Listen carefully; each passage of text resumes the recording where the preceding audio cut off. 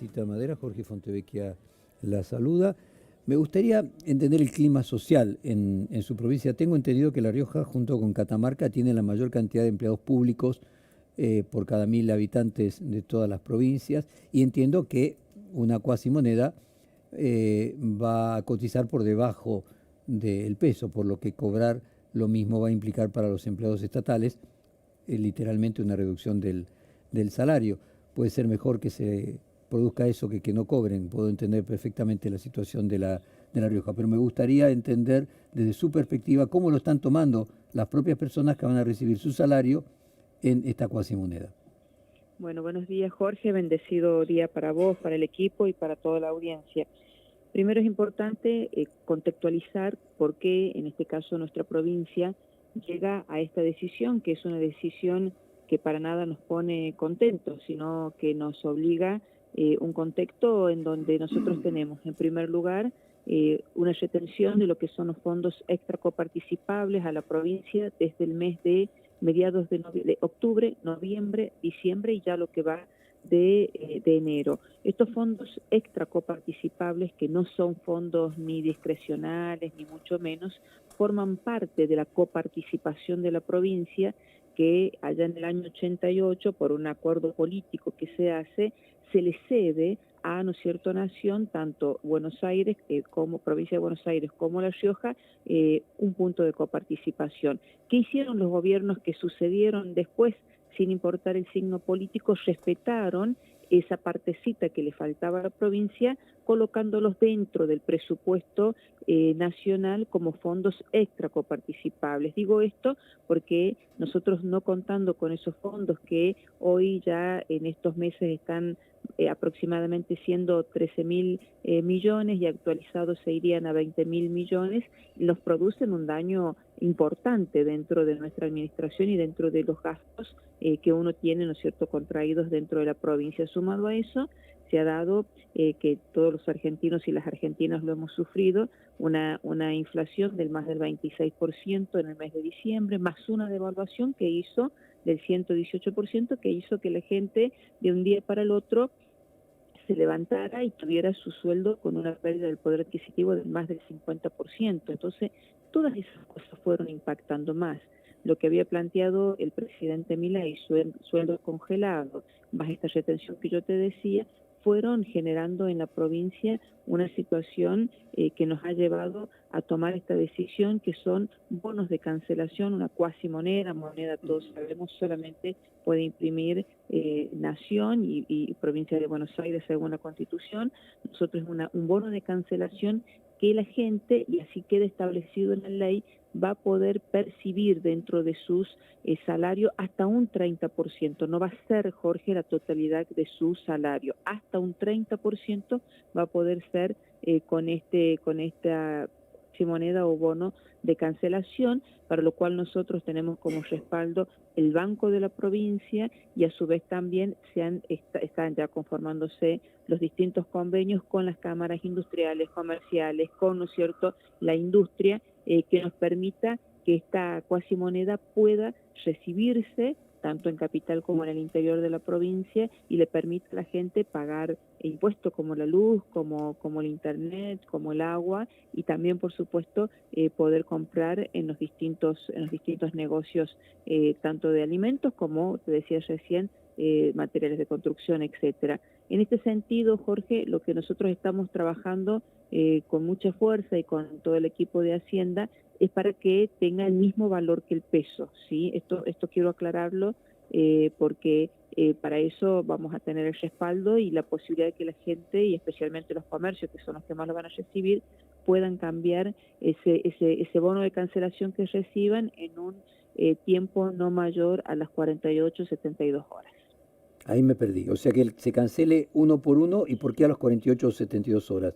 No, porque para darle practicidad y para que la gente, uno tiene que en la cuasimoneda generar confianza, y la confianza se va a dar estableciendo reglas, ¿no es cierto?, en este caso, claras. Y o sea, a ver si le entendí, perdóneme, vicegobernador, sí, que el comerciante que haya recibido ese bono de cancelación pueda cambiarlo por pesos. Si lo quiere cambiar, lo quiere cambiar, lo puede hacer dentro de las 48 o 72 horas. Ahora entendí. ¿Sí? Entonces, Dígame, recibe pesos con el mismo valor nominal. Si cambia, supongamos muchacho, recibe un peso, ¿sí? lo entendí clarísimo. Vicegobernadora, usted mencionaba que no solamente La Rioja, sino otras provincias habían tenido ese 1% de la coparticipación cedido y que era hábito y costumbre de todos los gobiernos de todo signo colocarlo dentro del presupuesto. ¿Por qué La Rioja tiene que hacer un bono de cancelación y las otras provincias que están padeciendo lo mismo no?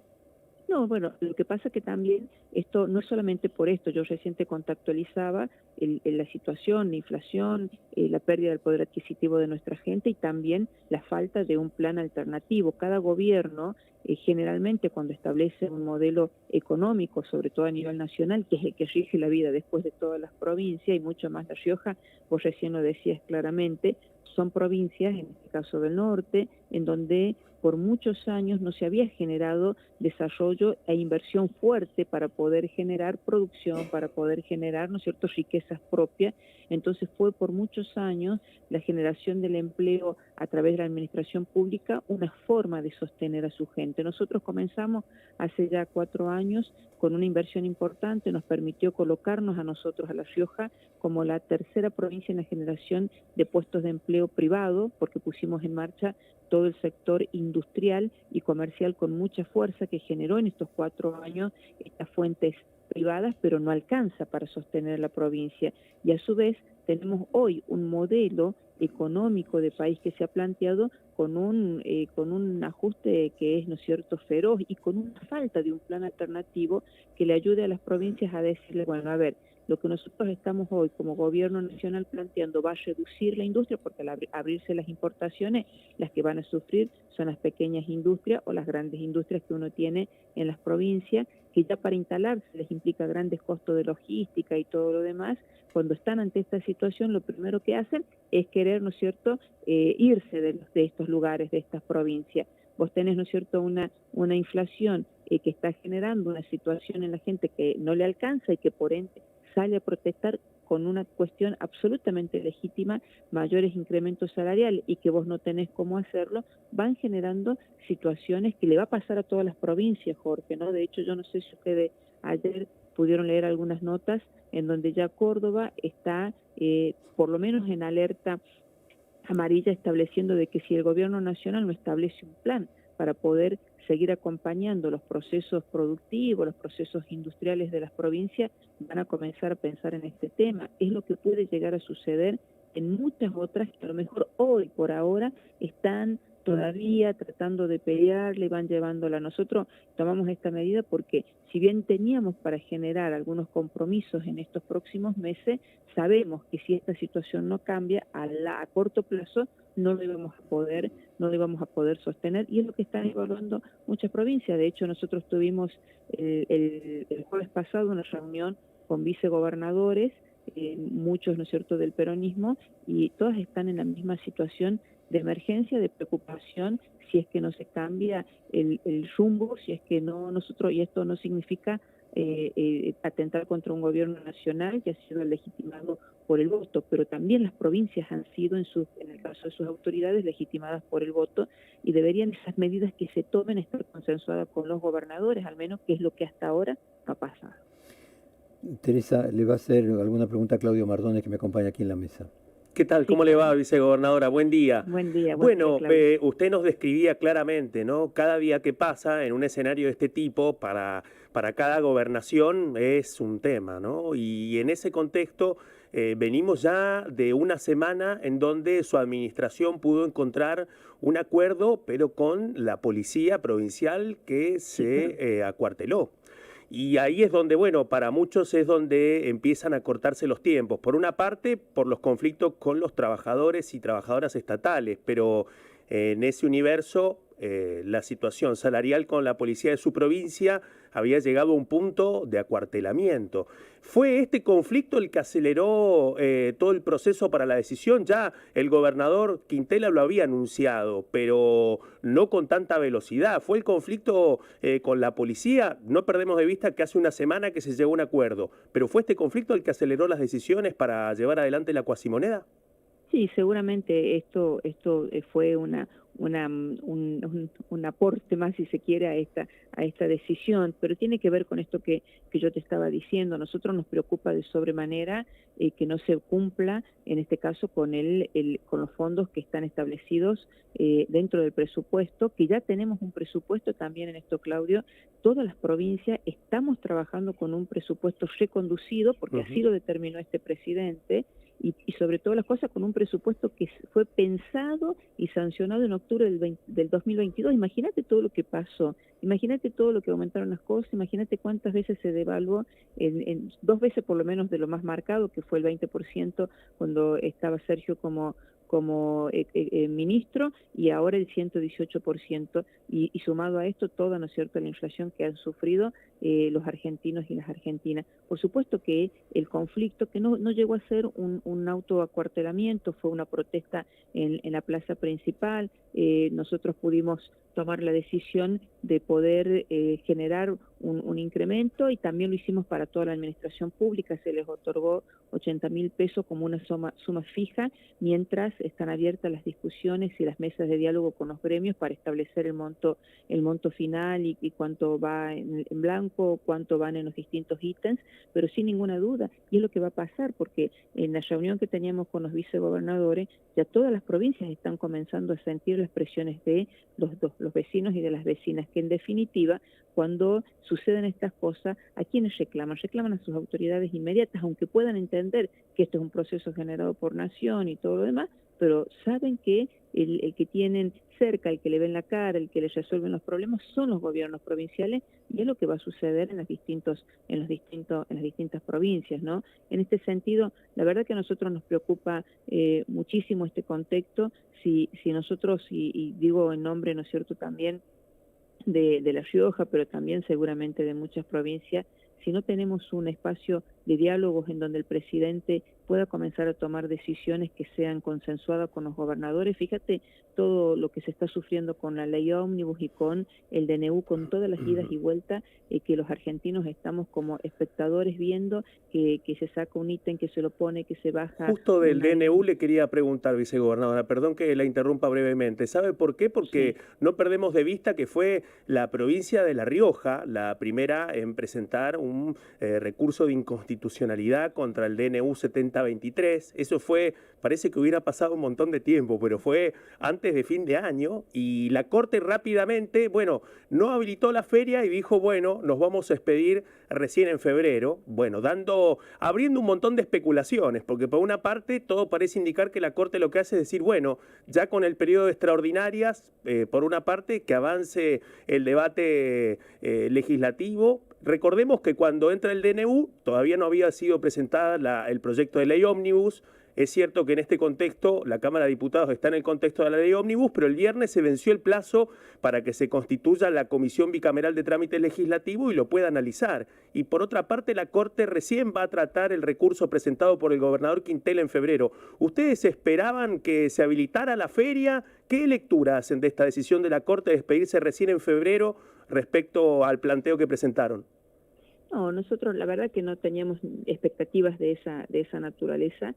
Sí sentíamos que era nuestra responsabilidad y nuestra obligación generar los mecanismos para poder plantear estas diferencias que no están siendo o no están pudiendo ser canalizadas por las vías normales, ¿no? La verdad que nunca nos ha pasado no tener diálogo. Mira que a mí me ha tocado ser diputada nacional en la época de Macri, y nunca nos pasó no tener canales de diálogo o interlocutores con el gobierno nacional. No está habiendo interlocutores con nadie, con ninguna provincia, inclusive está costando. Por eso, además de las aberraciones que contiene esta ley ómnibus, no hay canales de comunicación. Si vos le preguntás a los distintos bloques, en donde se puedan establecer mecanismos para poner y establecer acuerdos para que pueda la Argentina funcionar. Lo que pasa que en realidad también lo que están proponiendo implica un ajuste muy grosero, un ajuste realmente en donde roza esta ley ómnibus y el DNU específicamente tantos, ¿no es cierto?, intereses. Y esto no te lo digo yo como una vicegobernadora que pertenece a una fracción política como es, ¿no es cierto?, Unión por la Patria. Te lo están diciendo los farmacéuticos, te lo están diciendo las distintas cámaras que ven rozados y que ven que se tocan los distintos intereses del normal funcionamiento para una Argentina en donde se debería fundar en el diálogo. Entonces digo, estas son las cosas o las preocupaciones que nos están llevando a tomar estas decisiones. De hecho, también en los próximos días se va a presentar ante la justicia el hecho y el amparo, ¿no es cierto?, por los no envíos de los fondos a las provincias. Vuelvo a insistirte, desde la época en que nos tocó en ese momento, que fue el expresidente Carlos Menem, acordar la quita de este punto, pero acordado en compensación por otro lado, nunca nos pasó que no nos enviaran los fondos a nuestra provincia, y mucho menos que nadie buscara, ni el ministro de Economía, ni el ministro del Interior, que por lo general son los que tienen o llevan adelante estas relaciones con las provincias, que pudieran entablar caminos de diálogo para poder ver los mecanismos y sobre todo las cosas tener en cuenta cómo impactan las medidas que van tomando los gobiernos en cada uno de los lugares. Pregúntale a los gobernadores, a los distintos vicegobernadores. No hay solamente se envía de manera autoritaria esta ley, pero nunca existió. De hecho, vos fíjate, los gobernadores un poco más afines al gobierno nacional, que son los gobernadores de Juntos por el Cambio, también están planteando que hay infinidades de puntos en la ley ómnibus que no se pueden votar. Vicegobernadora Jorge Fontevecchia, nuevamente, usted dice no hay personas con las cuales dialogar. Ahora, casualmente, el presidente de la Cámara de Diputados es riojano, es Martín Menem. A pesar de que estén en partidos diferentes, uno supone que debe haber una lógica de afecto por el terruño y una cercanía sobre por el todo hecho. De responsabilidad con los riojanos y las riojanas, más allá de que pueda compartir con nosotros o no una visión política, debería tener, ¿no es cierto?, en este caso ser quien más esté al frente de la lucha por los recursos de los riojanos y de las riojanas. Bueno, no ha pasado. Al contrario, se han incentivado, porque si bien estas luchas que la gente viene dando desde la policía y los reclamos salariales que se pueden ir presentando son genuinos, pero están fogoneados políticamente, en este caso, ¿no es cierto?, por dirigentes de la Libertad Avanza, y no lo digo yo, si ustedes pueden mirar, se ha hecho un pequeño recopilado de todo lo que han sido las manifestaciones. Siempre los que han estado al frente son dirigentes activos, absolutamente activos de la Libertad Avanza, que no tienen tapujo y se ponen las remeras de, ¿no es cierto?, la Libertad Avanza y todo para participar en las marchas. Pero bueno, nosotros entendíamos, o uno está acostumbrado en la política a trabajar con reglas de juego claras, inclusive con muchos senadores, con muchos diputados nacionales de la oposición. Siempre cuando se ha tratado de La Rioja, siempre ha existido caminos de diálogo y posturas comunes, que son la defensa de los riojanos y de las riojanas. Hoy no lo estamos pudiendo hacer, al contrario, en cada programa que se sientan, hablan, ¿no es cierto?, lo digo en este caso por el diputado nacional, presidente de la Cámara de Diputados, habla específicamente de La Rioja con mucha obsesión política, en vez de ocuparse de tender diálogos. Y eso también va a dificultar seguramente en gran medida el diálogo que podamos tener con el gobierno nacional. Que le interrumpa. Lo que usted está diciendo es que Martín Menem quiere producir un golpe dentro de su provincia con el actual gobernador. Y mira, por lo menos, o sea, no ha demostrado otras actitudes que no sean de alentar de alguna manera. Fíjense en ustedes, en los TikTok y en los distintos videos, siempre alentando, dice, la provincia tiene una mala administración, los riojanos tienen que salir a reclamar por lo de ellos. ¿Qué significa eso? Vicegobernadora, para concluir, cuando usted nos recibió, nos dijo bendiciones. ¿Es una indiscreción preguntarle cuál es su religión? Soy católica, practicante. Ajá.